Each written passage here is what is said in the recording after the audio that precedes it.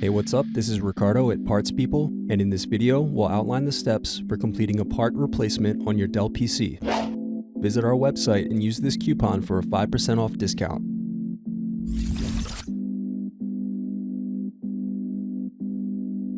Slide tabs outward to unlock and remove battery. Unscrew, then remove access door. Now to remove web camera.